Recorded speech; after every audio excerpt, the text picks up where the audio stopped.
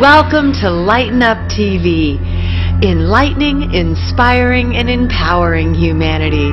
This is a journey of self-discovery. On this journey, we are in search of answers to the burning questions that have intrigued mankind for millennia. Who are we? Where did we come from? Why are we here? And where are we going? By merging scientific discoveries with spiritual revelations, we will explore the possibility that mind and matter are one and the same in a vibratory field of pure consciousness. What if this eternally expanding field of consciousness is of and from the same source?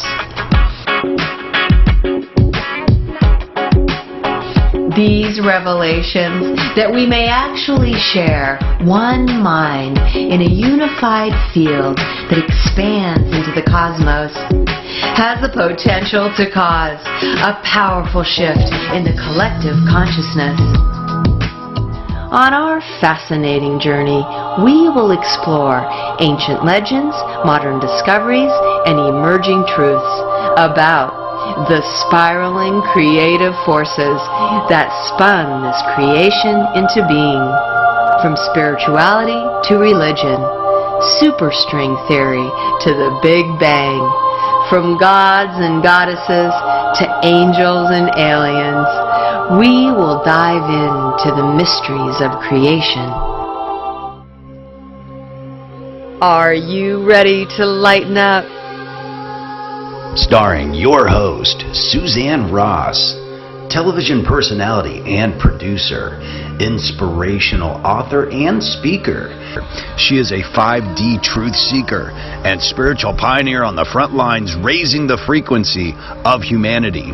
Through her shows, books, and events, she has dedicated her life to activating the matrix for global ascension.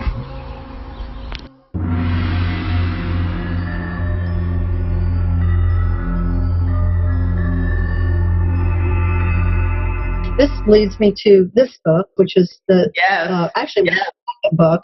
And this book, I was actually writing this book, and it wasn't in the shape it became, but it was about the mysteries. And I had put in 3 little chapters on Jesus because I happen to love Jesus. Here's Jesus by my, I was like, here's Jesus. And no, I wouldn't call myself a born-again crazy Christian, okay? I would say that I consider him to be an incredible expression of the divine, a manifestation of the divine who came to earth to show us how we can also live into that. And that's what he really wanted. It wasn't for us to worship him, although who could not have awe, reverence, respect, and love for a being like this who gave so much for so little, basically. So can we back up just a little bit on Jesus and the mystery schools, because we did kind of transition into that from the divine Sophia into the Jesus and the mystery in the explosive 30 years. So in the essence of the divine Sophia, it really started with Mother Mary, and Mother Mary being prepared to bring through such a high frequency being. And so she herself had to go through initiations and activations. Yes, and Anna was, Jesus' grandmother, Mary's mother. And as I talk about in the book, one of the books, Jesus book or the Sophia book, I don't remember which one, Anna was actually a Celtic princess, and she was apparently in an abusive marriage and or was pregnant with her child, and she escaped. And she came down into Galilee through France, and there are places all over, England and France as she made her way down that honor her as Saint Anne. And there's stained glass windows to her and so forth. But anyway, she obviously remarried an Essene man, and then Mary was the result. Mary, the mother, who was a child, of course, at the time, was a result of that second marriage. So Joseph of Arimathea was Mary's older brother from the Celtic side. And that's one of the reasons he did tin mining up in the Casteretti Mountains in England, was because he had that connection in his bloodline from really both of his parents. Plus, he would have actually been acknowledged as some sort of nobility or royalty within the Celtic ranks when he went back. So he was allowed to mine tin. And Joseph of Arimathea, of course, is a very mysterious character, but he was very involved in helping to take Jesus and Mary to the Celtic Isles once they left Egypt when Jesus was about 7, and we have reports of them wintering there for about 6 months. And then he was very much responsible because he had his own fleet of about 5 ships in taking Jesus back there after he had bar mitzvahed, the story when Jesus was 12 and went to the temple and amazed the rabbis. So about 13, Jesus went back up to the Celtic Isles and studied with the Druids for about 2 years. But he was so advanced that they sent him on to India. So Joseph of Arimathea's ships would have been responsible for getting him to both England and or Britain, as it was called then, and also to India.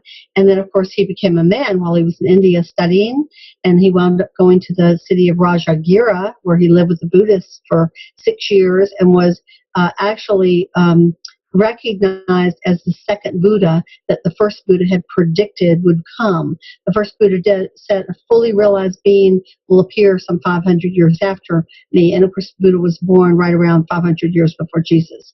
And so after 6 years with them, he could have stayed there and not done his mission. I mean, he was loved in India, but he came across the Tawart Pass and wound up going through the initiations with the Magi in Persia, which was Star Mysteries. I talk about all this in the Jesus book. And this book has 1,200 footnotes.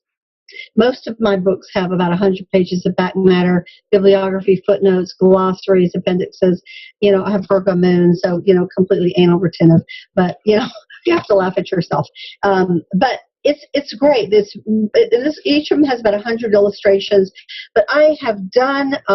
I've left the breadcrumb trails for people to do the research themselves if they want to check things out. And that's, I've kind of put it all together for you, but I think it's very important to leave the breadcrumbs if you need to go and check it for yourself. So that's fine.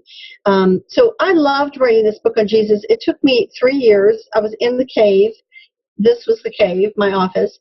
I never intended, because I have a very traditional Christian family. My older sister is married to a preacher, and they are kind of fundamentalist Presbyterian, and they're very good people. But definitely, on a page that their church gets to go to heaven, and they're not sure if anybody else gets to. So it's a more conservative page that I'm on. And so what had happened was Jesus actually appeared to me right about there in my office. I was laying down. I'll kind of turn the camera and you can see I have a meditation room over here where I do my readings and my healing work. And I was laying down there on the floor on that carpet, okay, and I was thinking, that my book I was working on had gotten too big because I've had 3 chapters on Jesus turned into 200 pages inside this even bigger book, which, of course, the publishers are great, but they only give you so much latitude. You can't have a 1,000-page book so easily. And so I thought, what should I do? And I decided I was just going to take out the section on Jesus, and that would solve my problem. Well, Jesus obviously had a different idea. So he appeared here, and he appeared to be about 6 feet tall. He was in his light body. He had wavy, brownish, blondish hair. His eyes were like that hazel, blue-green, gray. He was all in the translucent golden energy. And without any preamble at all, he said, I want you to write a book about my lost years and secret teachings. There has been enough war and bloodshed in my name. And it was like an arrow just pierced my heart. I mean, I could just barely even catch my breath. And when I think my brain could even work again, I thought, well, I'd already spent like 1.5 years, like really working on this other book, and I was running out of money, the practical necessities of life. And I said, well, can I finish this other book first? And he laughed, and he just waved his hand. He said, don't worry about it. It'll just take a moment, and I'll open every door. And, of course, it took 3 years. But I guess in the mind of God, that's just a moment. And he did, in fact, open every door. I wound up having miracle after miracle after miracle after miracle happen. I had books that materialized on my bookcases. I had people come and knock on my doors that brought me ancient text. I had documents from the Vatican that were brought to me. I had this tomb that Joseph of Arimathea had brought to Britain, and it had been protected by the Glastonbury monks. And when Henry VIII burned well, they destroyed the monastery, but about a century or so before that, there had been a great fire, and these books had been separated into 4 priestly families, and one of the families had finally published one of these books, which was like over 1,000 pages, that had stories about Joseph of Arimathea and Jesus in Britain. All this was, and it was really mind-blowing. I had this happened in December, this vision, and because I'm a visual learner and I organize visually and I teach visually, I put together for the next 6 months a series of profound PowerPoint presentations on the Egyptian mysteries, the Jewish mysteries, and the real Christian mysteries.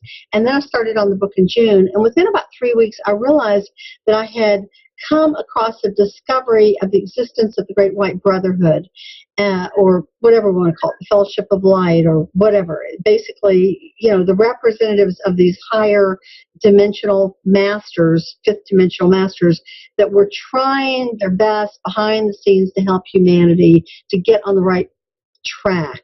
And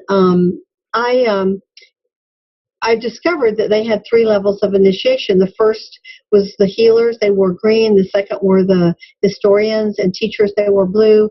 And the third were the masters. They were white. Well, we see this in the Essenes. We see this in the Druids. We see this in the Persians. We see this in the Far East. It basically was a worldwide organization. We find it in Egypt with the Therapeutae, the same kind of thing. And so these were different chapters of this great mystery school foundation that had been set up by these masters through the centuries. And if you go back, you see Pythagoras, Socrates, Plato, you found Lao Tzu, Confucius, Buddha, you find Zoroaster, other Persian saints. Later, of course, we get beings like Rumi and Shamsi Tabriz and Kabir and in the Persian tradition. And of course, we don't know a lot in the Druid tradition. We know Taliesin and we know Merlin that came after Jesus, because the Romans destroyed so much of that culture. The last Druids went down around 70 AD in Anglesey, which is in the west side of England. So, but it was a great civilization. I mean, they literally had 60 universities and 60,000 students. And the power elite of Greece and Rome would often send their kids to school, and a full program was 20 years. To become a healer, it was at least 7 years. To get to the second level as a bard or historian, you had to learn 10,000 histories. In order to go from a bard to a druid, they set you adrift in a boat with no paddles, and you had to command the wind or the water to bring you back to shore, or you just drifted out and never came back. Okay. So, I mean, it was serious. We don't even know how to do any of that stuff now. We're like clueless, unless maybe you live as a yogi in the Far East, but they were serious, like the monks that can go out in the cold and dry themselves with a sheet around themselves. There's specific ways of learning this stuff. We've lost the thread of the plot, because we've been living at the exoteric level of religion instead of the inner teachings. And of course, this is part of why I wrote my most recent book, which came out in November of 2017. And this is called The Angelic Origins of the Soul, Discovering Your Divine Purpose, where I actually talk about, in the first section, there's 4 sections. The first section, I talk about what is the soul and what do all these different religions say. Because when you line them all up, you discover actually that the inner wisdom of all these beautiful religions tells us the same thing. The soul is immortal. It comes to earth to learn its lessons. Our job is to enlighten matter and to correct, the ways that we're out of balance. And that there are certain laws that govern the soul, like karma and reincarnation. The second section here I totally love. It's called The Landscapes of Heaven. It's about where we've come from and where we're going to. And it's got all these incredible near-death accounts of people describing the crystal cities and the wind and the water, how they're able to see 100 miles as if it's just 10 feet, and how their senses are expanded, and how they're able to fly. And I mean, it's really great. And then the third section of this book, third and fourth section, I get into what I've discovered as a clairvoyant, having done over 6,000 readings, that to my utter and complete amazement, each of us actually does emanate from the angelic kingdoms. We come from a time when we were connected to the whole. And so I describe how we fall into the illusion of separation through the mechanisms of what's called Adi karma, or first karma, ADI, first karma, which causes the ego to have like a default system that basically makes us think we're not worthy to be loved, which causes sadness. We've been abandoned or betrayed, which causes anger. Or we're going to be alone down here, which causes fear. And they only give us one of these to start, but many times trauma and life experience makes us form the belief in the second and the third.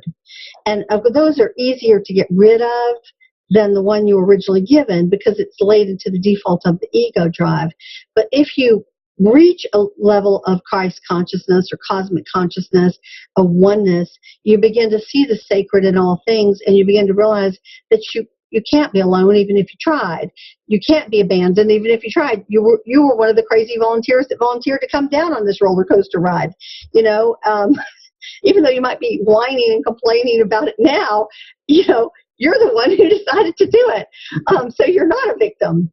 And so in the last section, I talk about the course curriculum of the soul and the games that we get into, in particular the PBR triangle, the persecutor, victim, rescuer, which of course a lot of people are caught in that dynamic of feeling like the victim, being angry about it, taking it out on someone else, and becoming the persecutor, then feeling bad that they acted out and running around and rescuing the people that they yelled at. And of course, most people identify more with one position than the other. There's a lot of people that are primarily in the victim position, even though they can jump into the persecutor. There's some people that are tyrants, and they're almost always playing the persecutor, but they're convinced they're persecutors because they were victims. And then there are people, particularly healers, that they're rescuers. Okay, now there's nothing wrong with helping another person. I help people like you do all the time, but it's when we become codependent in the triangle instead of helping the client to actually realize that they're loved no matter what mistakes they may have made, and they can be responsible for themselves, even though they may have been innocent in the way that they were programmed or how they were treated or how they got abused when they were young, that maybe that was actually the very experience they needed in order to do their life's work, in order to experience the pain and suffering, to turn around and master it and have the tools to help others that are needing to be lifted up. And that's, of course, what I found in my own life, is that whatever my travails are have all been preparation for the work, the healing work I do and the teaching work I do. And I think instead of being the victim of it, you go, oh, I picked those situations in order to experience these dysfunctional human patterns from the inside out. And if I can figure out how to, untangle the threads and get the perspective, then I can help other people who may be struggling with the same situation. So this is a very empowering book that's really about you and me. And in the back, there's there's actually a test you can take, believe it or not. This was really fun to put together, I have to tell you. And it has a color, has 16 color images in the inside. I love them. Took me a whole year of saving up money to be able to afford to pay the artist to use these images, but it's very much about the landscapes of heaven. But anyway, in the back, I've got all these things we have to master, and there's this sliding continuum as to, where are you in that process? Are you just getting to that one, like honesty or leadership or teamwork or, trust or independence or whatever? You're just beginning? Are you in process? Are you in full crisis? Are you in a continued practice? Or do you feel like, check, I've mastered this one, on to the next? So anyway, thank you for asking. Oh, yes. I love how then you bring it full circle, because sometimes you can read books about mysticism or mystery schools and the history of Mary and Jesus and the history of the Anunnaki and the Sumerians and Egyptians, and you stop for a moment and think, okay, what does this mean for me in my life today?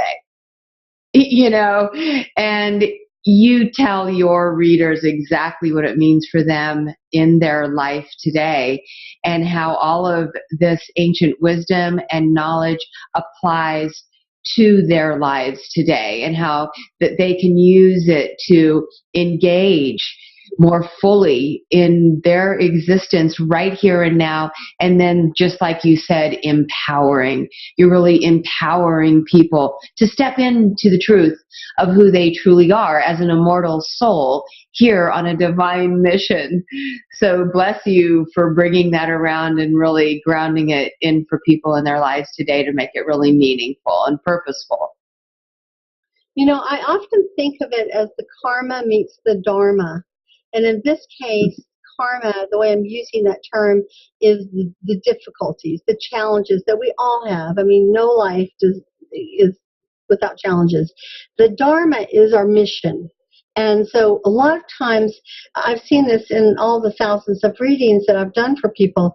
Let's say, a young man loses his father to battle. And as great a loss as that is, he becomes, a big brother to help other young boys who need a father. A young woman sees her mother die as a teenager of cancer. She becomes a healer, a naturopath, a doctor, a nurse, a research person in order to try to find a cure to cancer for other people. So many times the travails of our early life are the setup to catalyze us, to get our attention, to make us focus on what can be done to change this.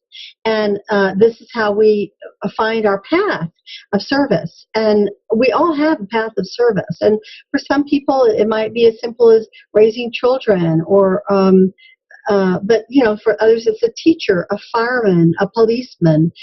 It's working with animals. It's saving the oceans. It's having a radio or TV show like this where you get the word out. There's so many different ways that we can serve, and every way is important. And that's real important for all of us to get. No one way is the way. We are all a unique constellation of energies. We all have come through deep and beautiful and complex soul histories.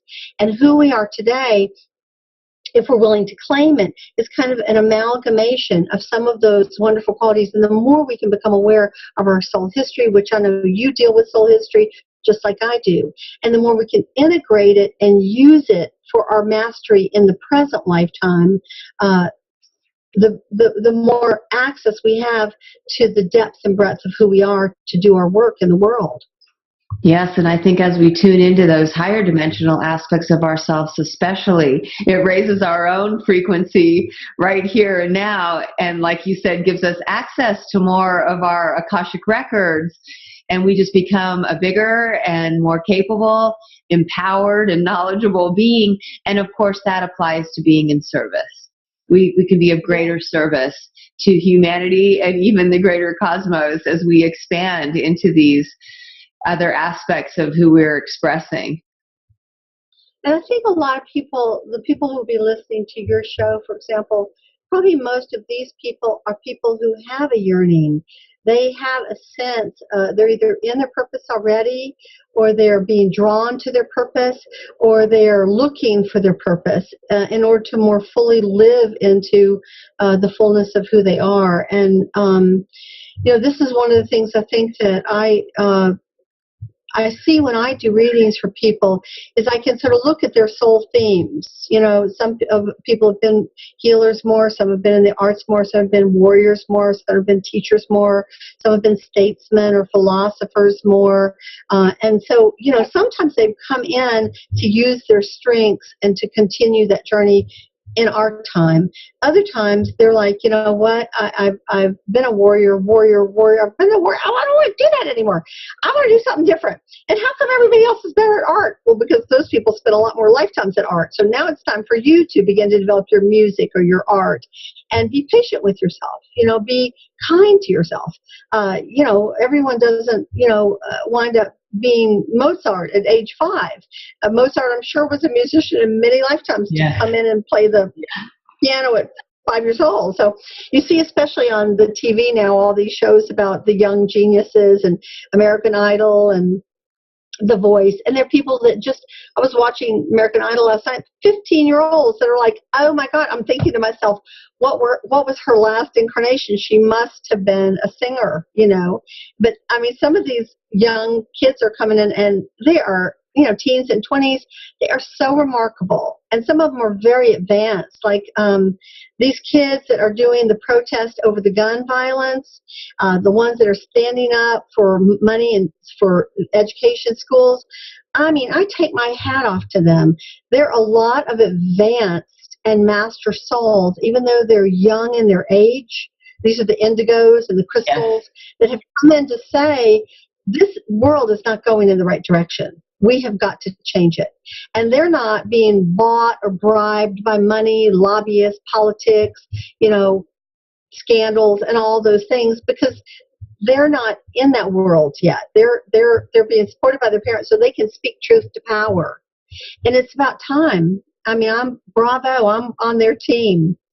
So, absolutely. It makes me think of how the veil is actually thinner now, so that we all have that opportunity to connect into, you know, these interdimensional realms and bring through this more advanced knowledge that, you know, we have access to, but how these kids are actually coming in through these veils as higher dimensional beings, really to, you know, help herald in the ascension. And that is something I'd like to talk about as we wrap up our interview, Tricia, if you don't mind, is sort of starting with a couple of hot topics, the Anunnaki, you know, and how the Anunnaki were literally these higher, more advanced beings, let's say, who came here from the 12th planet, Nibiru, right? And they came here to possibly mine gold for their atmosphere, but they came here, and when they did, they upgraded the human race. And, you know, upgrading us in that way and teaching us advanced ways of living and being, they really became a progenitor of the human race and continued to walk amongst us from, you know, Sumer onto Babylonia, Egypt, and beyond. And these were our teachers who walked amongst us. So seeded with that, you know, DNA, along with probably other star ancestry, as we head into this new golden age of enlightenment, having been in a previous golden age in Egypt, can you tell me, you know, what we can learn from mystery schools of the past, golden ages of the past, to apply to the ascension now? How can your average everyday person, seeker, or, you know, mystic, what have you, help to herald in this new golden age? Gosh, that is such a deep question. And I would like to suggest, if you wanted to, maybe we might do a whole nother program on these topics, because the Anunnaki were great civilization makers, and they brought with them the foundations of the arts and the sciences and everything good that we have. But they also brought with them some of their own dysfunctional patterns. And, their rivalries between the half-brothers got translated to Cain and Abel. It got translated to the British and the Irish, to the Russians and the Americans, to the Arabs and the Jews. It's the same thing, half-brothers fighting and squabbling. So it's a big subject to talk about them. And if you're game, maybe we can do another interview. As you know, I would do love to talk about UFOs. And as you know, I have a mystery school.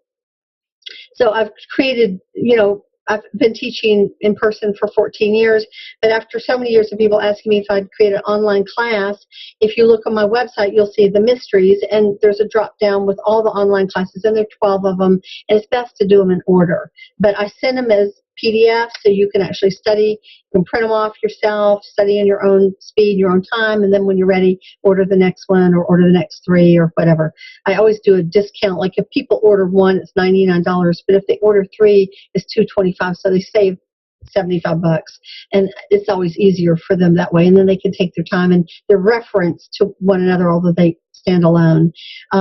I've also just this past year started working with a wonderful company called Sacred Stories Media.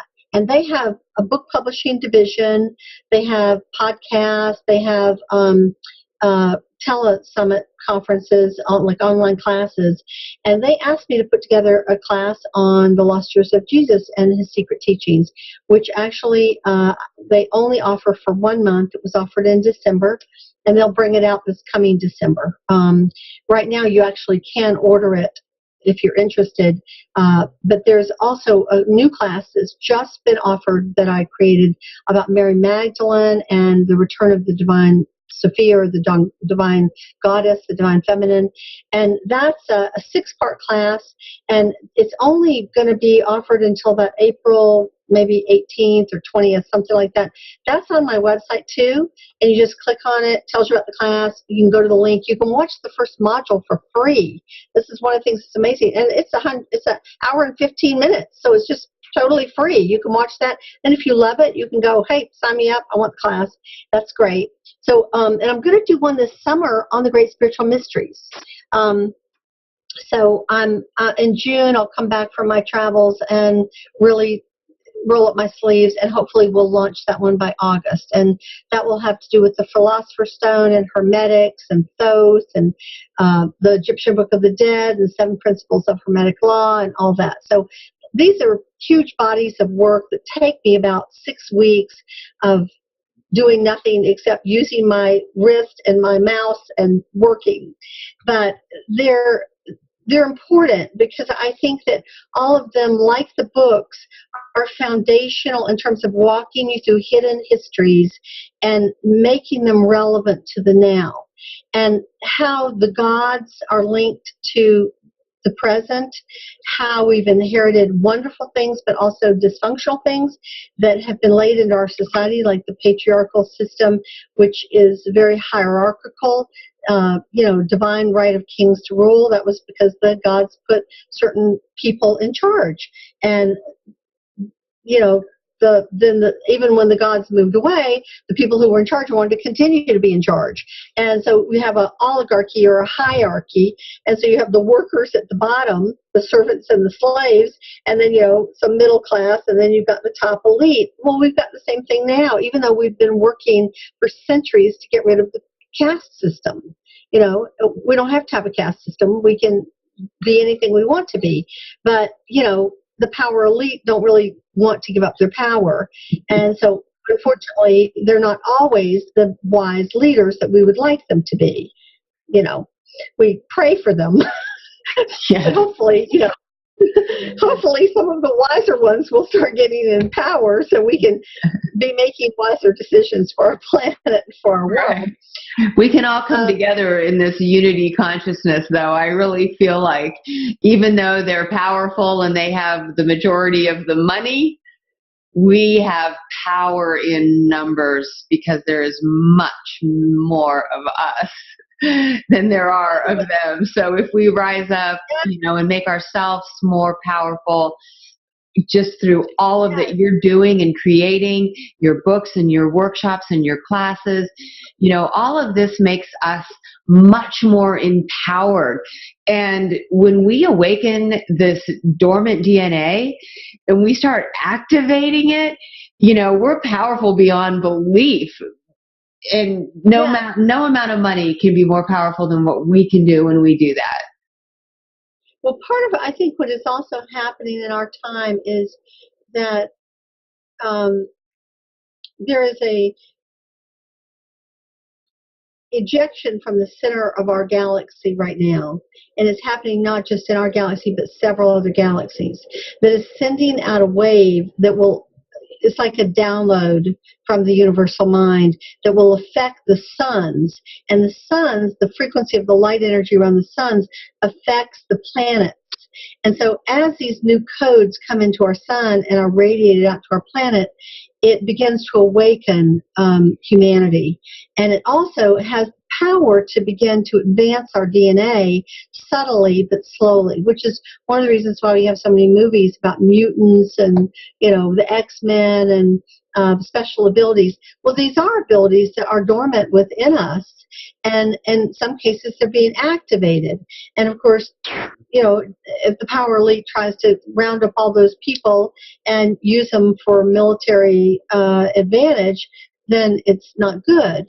But as you said, there are a lot more of us than them, and it's almost like there's a tide that is coming into shore, and they may be trying to go out or vice versa, but the tide, the cosmic tide, is with us. It's with the wave of consciousness. And I think there are many ways they've tried to jam these frequencies, from chemtrails to GMOs in the food and so forth. But at the end of the day, the cosmic waves and tides are far more powerful than, hopefully, a bunch of political leaders that will die out within this next generation. And of course, unfortunately, if their children are being raised in the hierarchy of privilege and divine right to rule, they will try to just continue to play by the same rules of the game. But I think that the game is in the process of changing. And we're part of the wave of change. And we can either, have it like Atlantis, where they say, too much greed, power, and corruption, game over, okay? And start again, or we can evolve. And we're part of the wave that's come to have it evolve into something more unified, whole, and healthy, rather than, wipe them away and start over.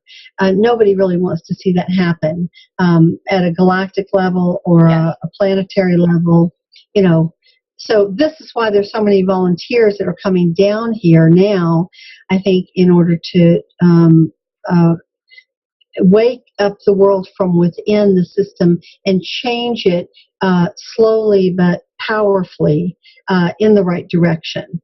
So we give up this addiction to greed and pornography and all these crazy addictive behaviors that just take us spinning down the toilet, basically, and take a lot of good people along with them. So, I'm from the South, so I say those things.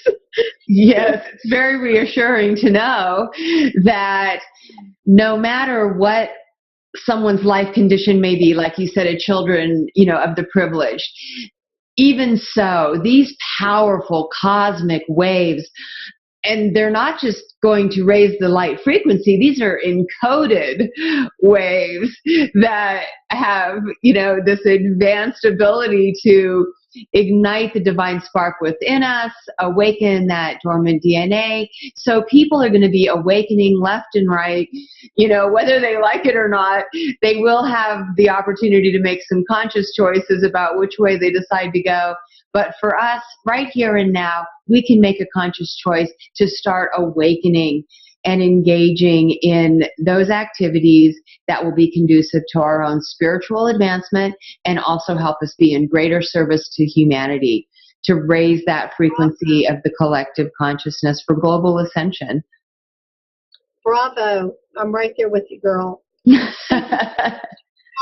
And I look forward to us doing it again. And maybe next time we'll do it on the mysteries, or we'll do it on the Anunnaki, or, so many things to talk about.